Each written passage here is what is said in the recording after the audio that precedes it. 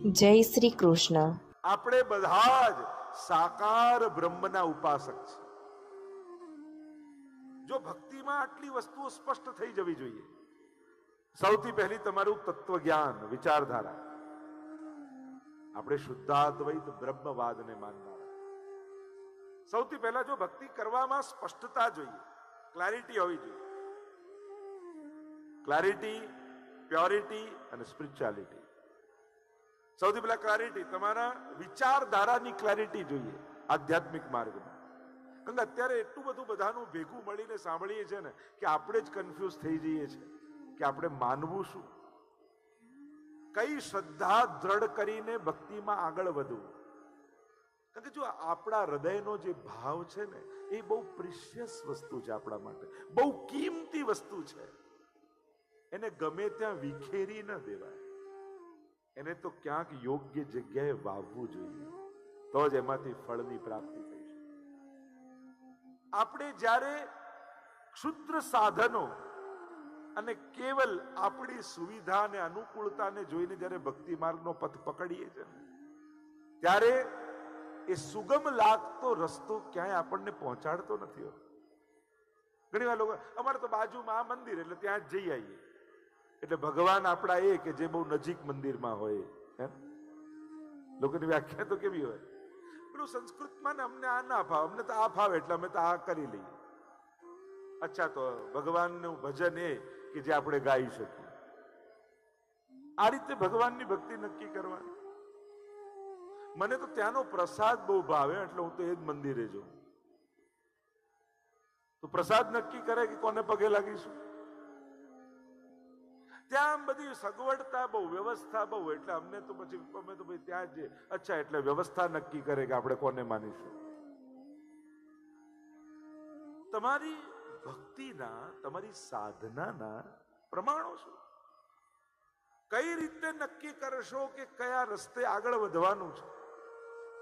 જ્યારે હાથમાં તુલસી દળ લઈને બ્રહ્મ સંબંધ મંત્ર મહાપ્રભુજીએ તમને બોલાવડાવ્યો અને ઠાકોરજીની આગળ સંકલ્પિત થઈને તમે કહ્યું, હે કૃષ્ણ, હું તારો છું.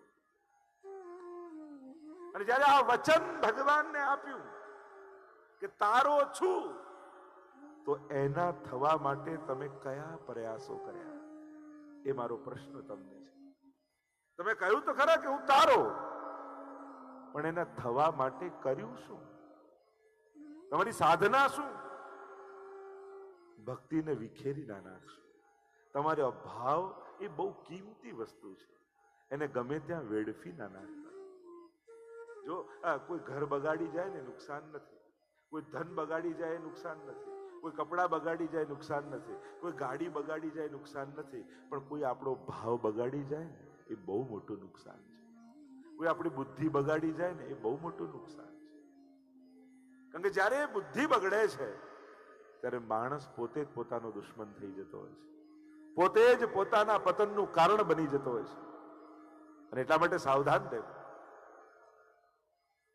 ભક્તિની સ્પષ્ટતા જોઈએ. સૌથી પહેલા તત્વજ્ઞાન, શુદ્ધાદ્વૈત બ્રહ્મવાદ. આપણું તત્વજ્ઞાન લઈને ચાલીએ. અદ્વૈતવાદ, સર્વ ખલઇદમ બ્રહ્મ, આ બધું જ બ્રહ્મ છે. શુદ્ધ અને અદ્વૈત એની ચર્ચા આગળ કરીશું.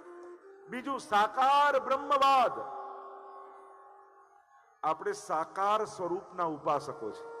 આ વાતની પણ સ્પષ્ટ. નહીં તો ઘણી વાર લોકોને એમ લાગે આ બધું મૂર્તિ ને આ બધું સ્વરૂપો, આ તો બધું શરૂઆતમાં હોય ભક્તિમાં, અને પછી તો બધું ધીમે ધીમે બધું જતું રહે ને તમે કોઈ પરમ જ્યોતના ધ્યાનમાં જતા રહો. ના, એવું નથી. ઉલટાનું. અને આકારવાદ એટલે, સાકારવાદ એટલે કોઈ પણ આકારનો આશ્રય. કોઈ એમ કે ના અમે તો ભગવાનને, અમે તો જ્યોતને માની, તો જ્યોતે પણ તમે ચોરસ કલ્પો છો, એને ગોળ કલ્પો છો. કેમ લંબગોળ જ? જ્યોતનો પણ આકાર કેમ? કોઈ પણ આકારનો આશ્રય એ સાકારવાદ જ છે.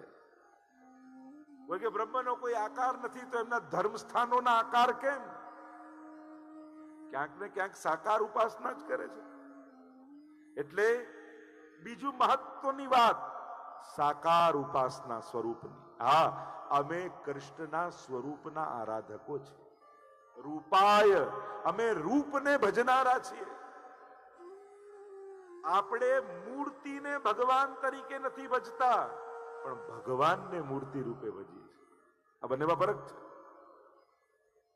કોઈ કે તમે મૂર્તિને ભગવાન તરીકે માનો ને, કે ના, અમે મૂર્તિને ભગવાન તરીકે ના માનીએ, પણ અમે ભગવાનને આ સ્વરૂપે માનીએ. આમાં અમારો ઠાકોરજી બિરાજમાન છે. અને એમને એમ ઠાકોરજીની એની પ્રાણ પ્રતિષ્ઠા એને પુષ્ટાવવામાં આવે ત્યારે એની પણ એક પદ્ધતિ છે. તો બીજી મહત્વની વાત, પહેલું શુદ્ધાદ્વૈત બ્રહ્મવાદનું તત્વ જ્ઞાન, એની સમજ. જો ઘણી વાત શબ્દો નથી હોતા, આપણે એમ કહીએ ને, હે કૃષ્ણ હું તારો પંચાક્ષર મંત્ર બોલીએ, આપણે લાગે આ 5 અક્ષરનો મંત્ર. અરે ના, આ તો જીવનની સૌથી મોટી સમજ છે કે હું કૃષ્ણનો છું. તમે સંગીત શીખો ને ત્યારે તમને સૌથી પહેલા સા રે ગ મ પ ધ ને બધું મોઢે કરાવે, ત્યારે તમને સા બોલવાથી સા ગવાઈ રહ્યું છે એવું નથી હોતું. સા એ તો સૂજ છે. સા ક્યાં છે? સ્વર. પણ શરૂઆત તો શબ્દથી જ કરો છો, અક્ષરથી જ કરો છો. સરગમ મોડે થઈ જવાથી સારે ગમ પદની સાથે તમે સરગમ આવડી ગઈ એવું ન કહેવાય. એ તો સા સાની જગ્યાએ ગવાય, રે રેની જગ્યાએ ગવાય, ગ ગની જગ્યાએ ગવાય, ત્યારે સરગમ આવડી કહેવાય. પણ એ સરગમ એ સૂજ છે, સ્વર એ સૂજ છે, શબ્દ એ અક્ષર છે. શરૂઆત એનાથી થાય. એમ જ તત્વ જ્ઞાન એ પરમ સૂજ છે, એ શબ્દ નથી. તો તત્વ જ્ઞાન. બીજું સાકાર બ્રહ્મવાદ, આકારની ઉપાસના કરનારા આપણે લોકો છીએ. એટલે આ વાત સ્પષ્ટ હોવી જોઈએ. આંખો બંધ કરીને ભીતર જાઓ, ભીતર જાઓ, અંદર જાઓ. અંદર જવું ક્યાં? हार्ड मास की कोटड़ी और भीतर भरी भंगार. हरिराजी तो एम कहे कि आ तो हार्ड मास की कोटड़ी છે, ભીતર તો ભંગાર ભરેલું છે. અરે અમને તો ઠાકોરજીએ બહાર જોઈએ એવી આંખો આપી. જો અંદર જ જોવું હોત તો ભીતર જોવે એવી આંખો આપત. જો અંદરનું સાંભળવું હોત તો અંદર સંભળાય એવો કાન આપ્યા હોત. આ તો બહાર સંભળાય એવા આપ્યા છે. એટલે અમારે તો આજ આંખે ઠાકોરજીને જોવા છે. અમારે તો આજ કાને એના વેણુના સ્વર સાંભળવા છે. અમારે તો આજ હાથે એને ગોદમાં લેવા છે અને સ્પર્શવા છે. એમ શબ્દ, સ્પર્શ, રૂપ, રસ, ગંધ, આ પાંચે દ્વારા પરમાત્માનો અમારે અનુભવ કરવો છે. આપણી ઉપાસના કૃષ્ણ ભક્તિની. એટલે ફિલોસોફિકલ જ્યારે તમે જ્ઞાન માર્ગની ચર્ચા કરો ત્યારે તત્વજ્ઞાન પર જ્યારે તમે જતા હો છો ત્યારે આકારની ઉપાસના નથી રહેતી. પછી તો વિચાર, દુનિયાને જમાડનારો એ છે, આપણે શું ભોગ ધરવાના? દુનિયાને ઉઠાડનારો એ છે, આપણે શું ઉઠાડવાના? તો એક સ્પષ્ટતા, તમે ભક્તિ માર્ગના આરાધક છો. અને ત્રીજી વાત, તમે જે ભાવ રાખીને એને ભજો છો એ જ ભાવને એ ધારણ કરીને તમારી સેવાને સ્વીકારે છે. કોઈ પ્રશ્ન કરે કે ભગવાન કેવા? કોઈ એમ કહે છે કણકણમાં ઈશ્વર છે, કોઈ એમ કે તમારી અંદર ઈશ્વર છે, કોઈ એમ કે તમે જેની સેવા કરો એ ઈશ્વર છે. આમાં સાચું શું? તો કે બધું જ સાચું છે. તમે જેવો ભાવ લઈને એની સામે બેસશો, તમે જો યશોદાનો ભાવ લઈને બેસશો તો એને ભૂખે લાગે છે અને નીંદ પણ આવે છે. મુખ્ય વાત છે તમારા ભાવની. એટલે મહાપ્રભુજી આજ્ઞા કરી, સર્વદા સર્વભાવેન ભજનીયો વ્રજાધિપા સસ્યાયમેવ ધર્મો હિ નાન્યક્વાપી કદાચન. સર્વ ભાવે ને ભજવો. તો જે ચર્ચા કરવા નીકળ્યા છીએ, સચ્ચિદાનંદ રૂપાય, આ રૂપ વાળા પરમાત્માની કથા છે. નિરાકાર બ્રહ્મની કથા નથી ભાગવતમાં. પણ કેવું રૂપ છે? સત, ચિત અને આનંદ. સત કોને કહેવાય? જેનો ક્યાંય અભાવ ન હોય એ જ સતત્વ છે. ના સતો વિદ્યતે ભાવો ન ભાવો વિદ્યતે સત. આ જગતના એક એક કણ અને એક એક ક્ષણમાં ઈશ્વર બિરાજમાન છે. અને એટલા માટે તમારા કરેલા સત્કર્મો કોઈ જુએ ન જુએ, પણ ઠાકોરજી તો જોઈ જ રહ્યો છે. આ દુનિયા જુએ એના માટે સત્કર્મો ન કરતા. સત્કર્મો કરતી વખતે આંખો ભગવાન સામે રાખજો કે મારો ઠાકોરજી રાજી થઈ રહ્યો છે કે નહીં. દુનિયા તો આજે રાજી છે ને કાલે નારાજ થઈ જશે. આજે પ્રશંસા કરે છે ને કાલે નિંદા કરવા લાગશે. પણ પ્રભુ તમારો જોઈને, તમારા સત્કર્મોને જોઈને અતિ પ્રસન્ન થતો હોય છે. તો પરમાત્મા કણે કણમાં વ્યાપ છે. એ જ પરમાત્માનું સતતત્વ. બીજું તત્વ છે ચિદ, ચિતિ જ્ઞાની. પરમાત્મા સર્વજ્ઞ છે, એ બધું જ જાણે છે. એને તમારો ભૂતકાળે ખબર છે, એનું વર્તમાને ખબર છે, અને ભવિષ્ય ખબર છે. એટલે ભગવાન આગળ જઈને પોતાની જાત માટે બહુ ખુલાસાઓ નહીં કરવા. ઠાકોરજી કે મને બધી ખબર છે. ઘણી વાર લોકો પ્રભુને લોજિક આપીને પટાવવાની કોશિશ કરે, પણ પ્રભુ આ તો આમ હતું એટલે આમ થયું, મારે ક્યાં કરવું? આ તો બધા મિત્ર હતા એટલે, આ તો માહોલ હતો એટલે, આ તો વાતાવરણ હતું એટલે. લોકો પાપ કરીને પણ ઢોળે બીજાના માથે. હું તો સારો જ છું, આ તો સંજોગો આમ હતા. આ માણસની ચતુરાઈ છે. એટલે પોતાના પાપ માટેના બહુ ખુલાસા ઠાકોરજી આગળ કરવા નહીં. કારણ હરિરાયજી શિક્ષાપત્રમાં પણ કહે છે, ન ચાતુર્યમ પ્રયોજકમ અંતર્યામી સમસ્તાનામ ભાવમ જાનતી માનસમ. પ્રભુ તમારા ઘટઘટની જાણનારા છે, એને ખબર છે. તમે ક્યાં સાચા હતા ને ક્યાં ખોટા હતા એ જાણે છે. એટલે જેવા છો એવા ઉભા રહી જાઓ. કોર્ટમાં આપણે ઉભા હોઈએ તો જજ સાહેબ કે તમારે બોલવાની જરૂર નથી, અમને ખબર છે. એમ ભગવાન પણ જાણે છે. ચિત્ત એ સર્વજ્ઞ છે. અને ત્રીજું, પરમાત્મામાં આનંદ છે. જ્યાં સુખ અને દુઃખ સમાપ્ત થાય ત્યાંથી જ આનંદની શરૂઆત થાય છે. લઈને મળે એ સુખ કહેવાય, આપીને મળે આનંદ કહેવાય.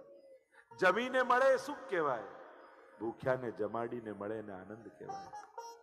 ભોગવીને મળે એને સુખ કહેવાય, ભોગ ધરીને મળે એને આનંદ કહેવાય. એટલે વૈષ્ણવ સુખ માટે દોડતો નથી, વૈષ્ણવ આનંદને પામે છે. કારણ પ્રત્યેક સુખ એ દુઃખનું જ બગડેલું રૂપ છે. તમે જે જે સુખ માંગ્યા એ સુખો જ દુઃખના કારણ બન્યા ને. કારણ કે ઘણી વસ્તુ દ્વંદ્વમાં હોય છે. દિવસ તો રાત સાથે જ હોય, એ એકલું ના આવે. એમ સુખ પણ એકલું ના આવે, એની પાછળ દુઃખ હોય છે. કારણ કે તમે જે સુખ માટે માંગેલા વ્યક્તિ અને વસ્તુ છે એ શાશ્વત નથી, એ કાયમી નથી. એટલા માટે થોડા સમયમાં એ જ લોકો દુઃખના કારણ બનવાના છે. એટલે દુઃખનું કારણ બીજું કાંઈ નથી હોતું, આપણું માંગેલું સુખ જ હોય છે. તો આ દુઃખનો અંત જીવનમાં કઈ રીતે લાવવો?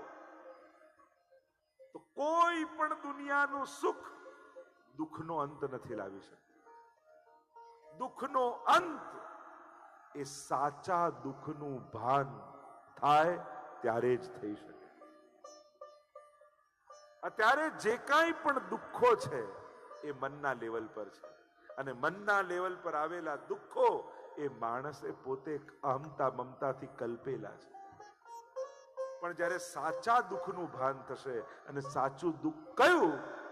તો કે ભગવાન કૃષ્ણથી વિકુટા પડે હજારો જન્મોનો અંતરાય થયો.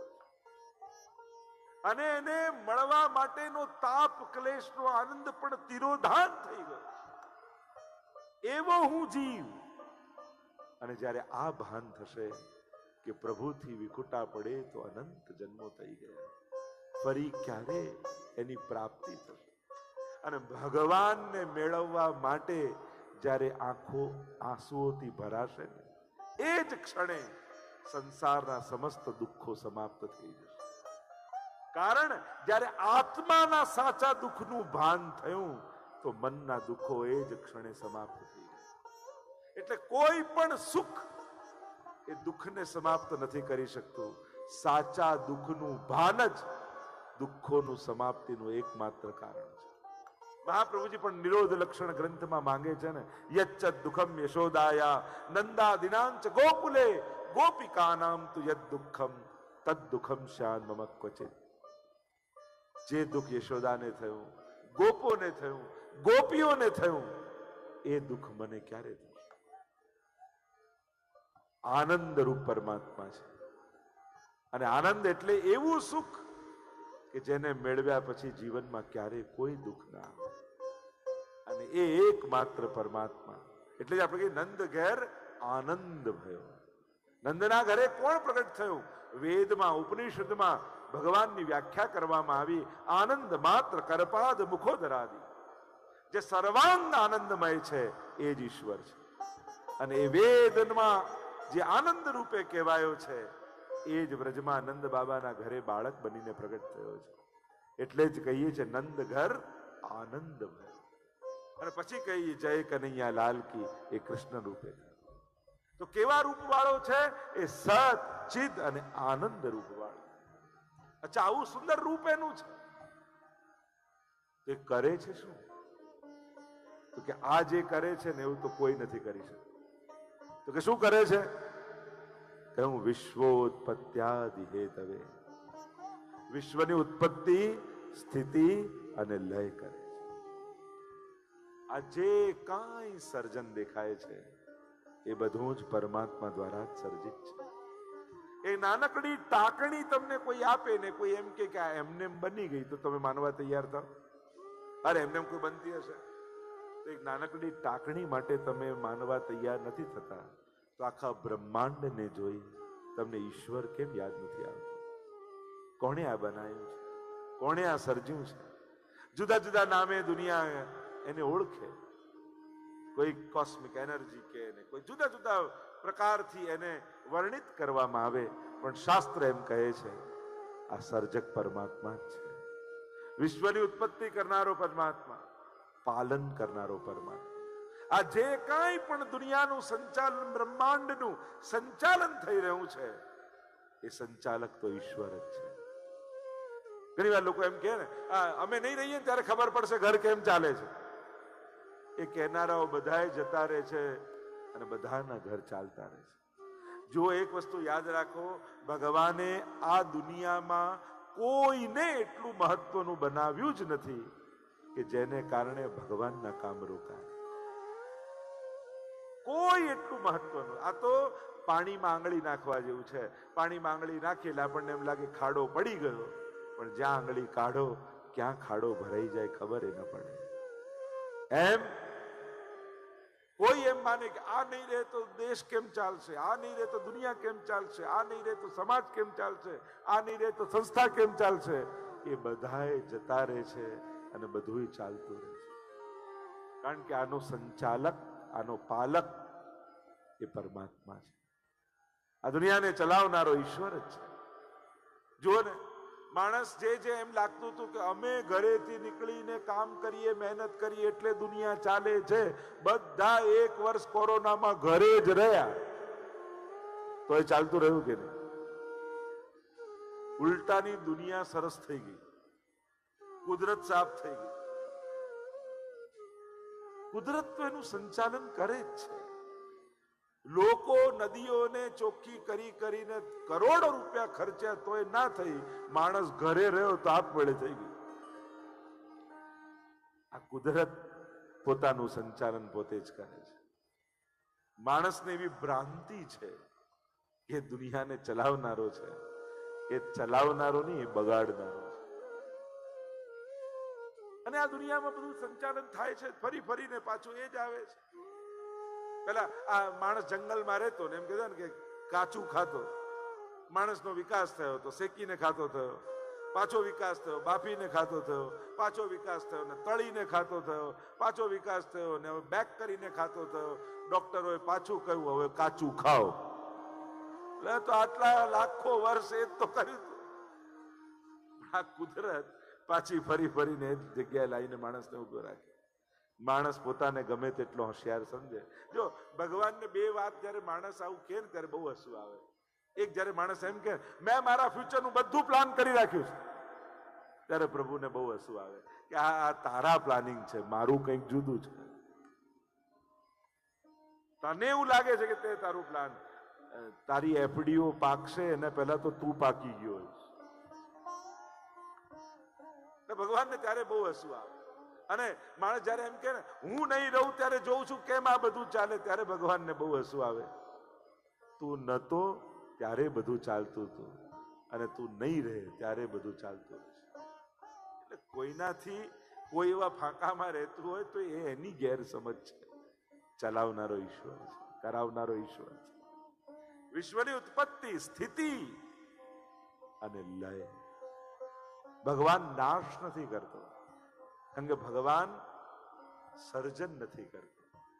મહાપ્રભુજીની ફિલોસોફી એવી છે, મહાપ્રભુજી સમજાવે છે, ભગવાન જગતનું સર્જન નથી કરતા, ભગવાન પોતે જ આવિર્ભૂત થાય છે અને ભગવાન પોતે પોતાનામાં લય કરી લે છે.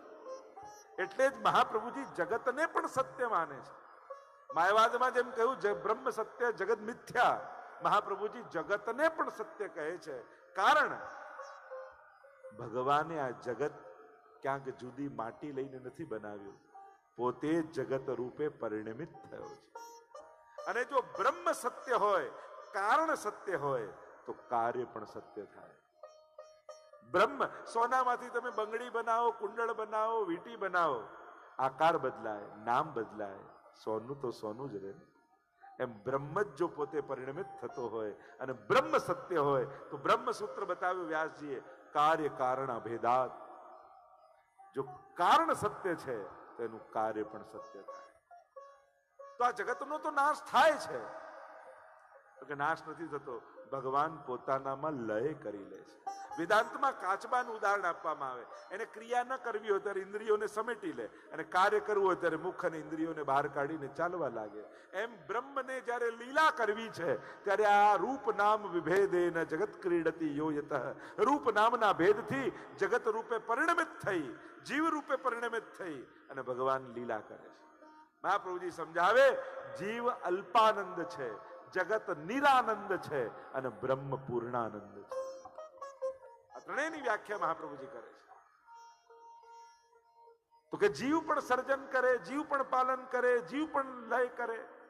તો બ્રહ્મ અને જીવમાં ભેદ શું? ભેદ એટલો કે જીવ જ્યારે કોઈ વસ્તુનું સર્જન કરે ત્યારે એમાં એને મોહ થઈ જાય. જો ને ગમે તેવું પેઇન્ટિંગ આપણે બનાવ્યું હોય, પણ નીચે સાઇન કરવાની તો ના જ ભૂલી. ઘણાના ઘરમાં મેં જોયું છે, આખું ઘર બદલાય, રંગ બદલાય, દિવાલ બદલાય, ઇન્ટિરિયર બદલાય, પણ પેલાએ બનાવેલું પેઇન્ટિંગ તો લગાડવું જ પડે.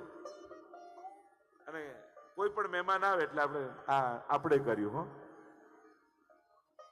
સંતોષ થાય. અને એમાં કઈ ખોટું નથી. સર્જન માણસને મોહ જગાવે જ છે. આ માણસનો સ્વભાવ છે, નેચર છે. ભગવાન સર્જન કરે પણ એમને મોહ નથી થતો.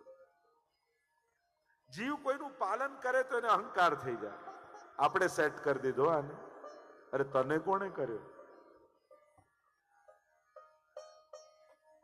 થોડી મદદ કરી હોય ને જીવનભર યાદ અપાવે એ માણસ, અને જીવનભર મદદ કરતો રહે છતાંય ખબર ન પડવા દે કે કોણે કર્યું, એનું નામ ઈશ્વર છે. સુદામાને કુબેરનો વૈભવ ભરી દે ભગવાન, પણ સુદામાને ખબર ન પડવા દે કે તને મેં આપી છે. માણસ તો એમ કે એક હાથ આપે તો બીજા હાથને ખબર ન પડે, ભગવાન તો લેનારને ખબર નથી પડવા દેતા કે આપનાર કોણ હતું. આ ભગવાનની આપવાની રીત છે. એટલે પાલન કરનારો માણસ જ્યારે પાલન કરે કોઈનું, તો એને મદ થઈ જાય, અહંકાર થઈ જાય. ભગવાનને મદ નથી. અને માણસ કઈ ગુમાઈ દે તો એને દુઃખ થાય. પણ ભગવાનનો તો સર્જનમાં પણ આનંદ, પાલનમાં પણ આનંદ અને લયમાં પણ આનંદ. જેમ નાનકડું બાળક માટીનું ઘર બનાવીને દરિયા કિનારે રમતો હોય, ત્યારે ખાડો ખોદીને ઘર બનાવે ત્યારે પણ આનંદ, છીપલાઓ વીણીને એ ઘર જોડે રમતો હોય ત્યારે પણ આનંદ, અને કૂદકો મારીને ઘર તોડતો હોય ને ત્યારે પણ આનંદ જ હોય છે. એમ પરમાત્મા ત્રણેય લીલાઓમાં, ત્રણેય ઘટનાઓમાં આનંદ થકી જ કરે છે. અચ્છા, તો આટલું મોટું કાર્ય કરનારો, અને મોટા કામ કરતા હોય ને એમના સ્વભાવ બહુ આકરા. તો પ્રભુનો સ્વભાવ કેવો છે? તો કે આમના જેવો કોમળ સ્વભાવ તો કોઈનો નથી. તો કે કેવા છે? તો કહ્યું, તાપત્રય વિનાશાય શ્રી કૃષ્ણાય વયમ. આ કેવો સ્વભાવ વાળો છે? ત્રિવિધ તાપોને હરી લેનારો છે. આ જગતમાં, આ દુનિયામાં તમે દુખી હશો અને જેની પાસે જશો તો અફસોસ કરનારા ને આશ્વાસન આપનારા ઘણા મળી જશે, પણ દુઃખ દૂર કરવાનું સામર્થ્ય તો પરમાત્મા સિવાય બીજા કોઈની પાસે નથી.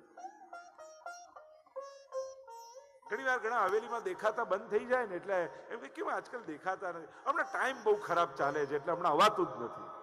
અરે વધારે આવ, તારો ટાઈમ સુધારવાનું સામર્થ્ય કેવલ હરિ પાસે જ છે, કેવલ પ્રભુ પાસે જ છે. બાકી દુઃખમાં રડનારા ઘણા મળી જશે, આશ્વાસન આપનારા ઘણા મળી જશે, પણ દુઃખ દૂર કરનારા તો પરમાત્મા જ છે.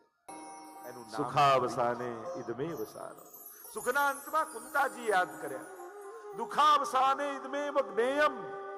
દુઃખના અંતમાં ઉત્તરાય યાદ કર્યા અને દેહના અંતમાં ભીષ્મજી યાદ કરે છે. આ દુઃખ દૂર કરવાનું સામર્થ્ય. અને એટલા માટે ભગવાન પાસે જવાનો મોકો મળે ને તો પોતાના પાપોને યાદ કરીને અટકી ન જતા. અરે મારી અંદર તો આવી આદત, મેં તો આટલા પાપ કર્યા, હું તો આવો ખરાબ. પ્રભુ પાસે જવાની તક મળે તો પોતાના કર્મો ને પોતાના સ્વભાવને યાદ કરીને અટકતા નહીં. કારણ કે એક પરમાત્મા તો એવો છે જે પાપોમાંથી આપણને મુક્ત કરાવી શકે. અહમ ત્વા સર્વ પાપેભ્યો મોક્ષયિષ્યામિ મા શુચ. ભગવદ ગીતામાં ભગવાને સ્પષ્ટ કહ્યું, તું મારી શરણમાં આવ, હું તને તારા પાપોમાંથી મુક્ત કરીશ. અને એટલા માટે જ્યારે પણ સત્કર્મ કરવાનો, સેવા કરવાનો, ભક્તિ કરવાનો, દર્શન કરવાનો, પ્રભુ પાસે જવાનો, જ્યારે પણ અવસર મળે, તક મળે, ત્યારે ચૂકી ન જતા. કારણ કે ઘણીવાર વર્ષોની સાધના નથી તારતી અને ઝડપેલી તકો તારી દેતી હોય. જો આ 7 દિવસની એક તક આપણને મળી છે તરી જવાની, આ 7 દિવસ એક અવસર છે. કારણ કે ભાગવત કથા છે ને, ઇમરજન્સી વોર્ડ છે. જે રેગ્યુલર ડોક્ટર પાસે જતો હોય અને ડોક્ટરને તપાસવા જતો હોય, એટલામાં એક ઇમરજન્સી કેસ આવે, નર્સ કહેવાય, ડોક્ટર સાહેબ ઇમરજન્સી કેસ છે, તો ડોક્ટર રેગ્યુલર વાળા પાસે જાય કે ઇમરજન્સી વાળા પાસે? ઇમરજન્સી વાળા પાસે પહોંચી જાય. એમ કથામાં જ્યારે ભેગા થાય અને ત્યારે ભક્તો અને દેવતાઓ જઈને કે પ્રભુ ઇમરજન્સી વોર્ડમાં કેસ આવ્યા છે, એટલે ઠાકોરજી વૈકુંઠ છોડીને કથામાં આવીને બિરાજી જાય. કારણ કે આમને ઉદ્ધાર અને મુક્તિ માટેની વધારે ઉતાવળ છે, એટલે પોતાના બધા જ સાંસારિક કાર્યો છોડી આ ભગવાન પાસે ભગવાનને સાંભળવા બેઠા છે. એટલે પ્રભુનું એ વચન છે કે જ્યાં જ્યાં કથા થાય ત્યાં હું પોતે આવું છું. જ્યાં રામાયણ થાય ત્યાં હનુમાનજી પધારે, જ્યાં મહાભારત થાય ત્યાં અશ્વત્થામા આવે, પણ જ્યાં જ્યાં ભાગવત કથા થાય ત્યાં ભગવાન પોતે આવતા હોય છે. એવું પ્રભુનું વચન છે ભાગવતના માત્ર. અને એટલા માટે પ્રભુ દુઃખના હરતા છે, તકો તારી દે. તક મળે ને અવસર બેર બેર નહીં આવે. એટલે ભગવતીઓ ગાય છે કે આવા અવસરો વારે ઘડીએ નથી આવતા. તમને એમ લાગે આ કથા નહીં તો ફરી ક્યારેક બેસશે. કથા તો બેસશે, પણ તું ઉઠી ગયો હોઈશ કોને ખબર. એટલે લૌકિકના ભલે લાંબા પ્લાન કરો, અલૌકિકની તકો સામે હોય ને તો એને ઝડપી જ લેવી. અને નથી થતું. મેં તો ઘણાને જોયું છે, જેણે જેણે ટાળ્યું છે એનું ટળી જ ગયું છે, એને મેળ પડતો જ નથી. ઘણા હજી મારી પાસે એવા છે જે 10-10 વર્ષથી કથાની વિનંતી કરે છે, પણ ક્યારેક મને નથી મેળ પડતો ને ક્યારેક એને નથી મેળ પડતો. પણ નથી થતું તો નથી જ થતું. કથાની કંકોત્રી ઘણાને મળી હશે, પણ જો જન્મોત્રીમાં નહીં લખ્યું હોય ને તો કથામાં નહીં આવી શકે. કથા તો જન્મોત્રીમાં લખી હોય એને બેસવા મળે, એને સાંભળવા મળે. ભાગ્યોદયેન. અને આ ભાગ્ય કથાનું ભગવાન લખતા હોય છે. 2 પ્રકારના ભાગ્યો, એક કર્મો દ્વારા માણસને લખાયેલું ભાગ્ય અને કૃપા દ્વારા લખાયેલું ભાગ્ય. અને કૃપા થકી ભગવાને ભાગ્યમાં લખ્યું હોય ને એ જ કથામાં આવીને બેસી શકે. મહદ ભાગ્યનું આ ભાગ્યોદય છે. તો પ્રભુ દુઃખના હરતા છે. જીવનમાં દુઃખ આવે તો માણસ ક્યાં જાય, કોની પાસે જાય? મહાપ્રભુજી કહે સમર્થનો આશ્રય કરશો તો દુઃખો જશે. કહેવું નહીં પડે.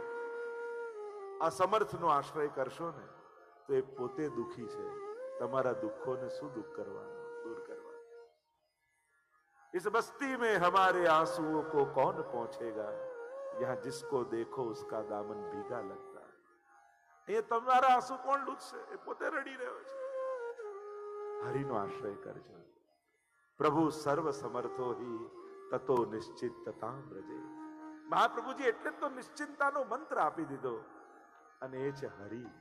પ્રભુ તમારા માથે બિરાજતા તમારા લાલન, તમારા ઠાકોરજી. દુઃખ આવે ને એટલે માણસ એટલો આપણો ફાફડો થઈ જાય, આ કરી આવું, પેલું કરી આવું. અને દુઃખના સમયે શ્રદ્ધાને ભટકવાની પૂરેપૂરી સંભાવનાઓ હોય છે. પૂરેપૂરી સંભાવના. આનાથી ન થાય તો આનાથી કરાવી લઉં, આનાથી ના થાય તો અહીંયા ચડાઈ આવું, અહીંયા પેલું ચડાઈ આવું. માણસ જે ભટકવાની છે, અને હોય એના કરતા વધારે દુઃખી થાય. હરિના ચરણ પકડી રાખજો. એનું નામ જ હરિ છે. તાપત્રય વિના ત્રિવિધ તાપો માણસના જીવનમાં છે. આદિ ભૌતિક, આધ્યાત્મિક અને આદિ દૈવિક. શરીરના દુઃખો, ઇન્દ્રિયોના દુઃખો, અને આદિ દૈવિક એ આત્માનું દુઃખ છે. એ દણેના હરતા કોણ છે? કયા પરમાત્માની કથા ભાગવતમાં છે? તો કહ્યું શ્રી કૃષ્ણાય વયમ નુમઃ. એવા શ્રી કૃષ્ણ. શ્રી એટલે રાધા, કૃષ્ણ એટલે ઠાકોર. કૃષ્ણ શબ્દનું ડેફિનેશન જ કર્યું. કૃષિર ભુવાચકો શબ્દ ણશ્ચ નિવૃત્તિવાચક તયોરૈક્ય પરબ્રહ્મ કૃષ્ણ ઇત્ય વિધીયતે.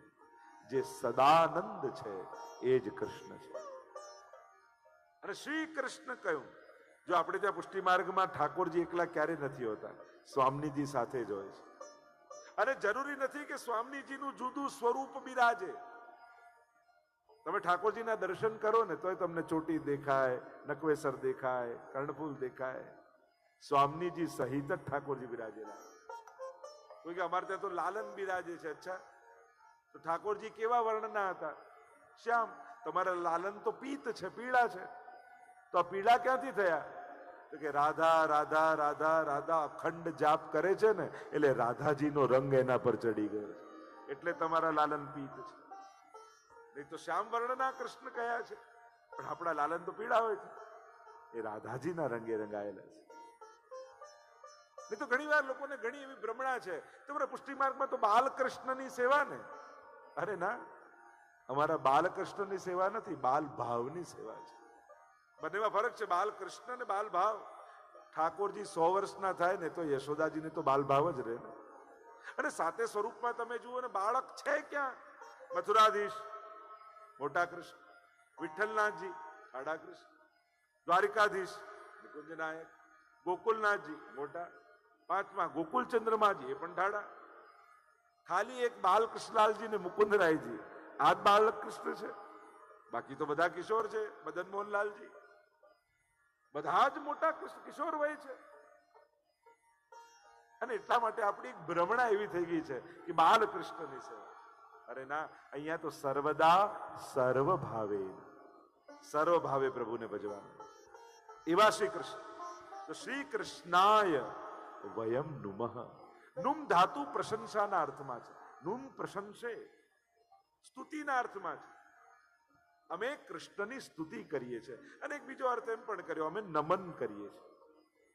અમે ભગવાનને નમન કરીએ છીએ. એક વસ્તુ બધા જીવનમાં લખી રાખજો, જેને પગે લાગવા જેવું છે એને નહીં લાગો તો ન લાગવા જેવા લોકોને રોજ પગે પડવું પડશે. આ ચોખ્ખી વાત. જેને લાગવા જેવું છે એવા સર્વ સમર્થ હરિના ચરણે પડશો તો સંસારના લોકોની આગળ કરગરવું નહીં પડે.